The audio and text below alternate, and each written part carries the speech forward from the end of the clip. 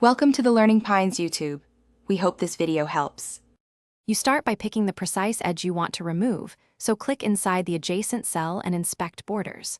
Once done, make sure you have a backup. Changes to tables can cascade. Look at Table Tools on the ribbon. Design shows border styles, Layout reveals cell size and merging options. If you see grid lines but not borders, that tells you they are view-only. Now prepare to target either a border or a cell edge because the removal method differs. Now you remove the border itself.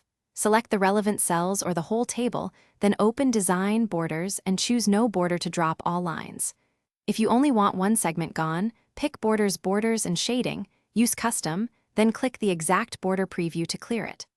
Another quick trick is changing the border color to white or to match the cell shading.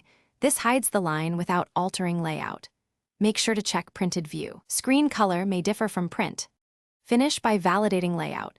If a seam remains, adjust cell margins or merge the two cells so there's no gap. Once done, toggle view and turn off grid lines to confirm the line was a border, not a visual guide. This distinction matters for printing. If the line stubbornly reappears, copy the table into a new document or paste as plain text and recreate the table. That often clears hidden styles. And if printing misbehaves, check printer settings and scale. Thanks for watching. Consider subscribing if we helped you.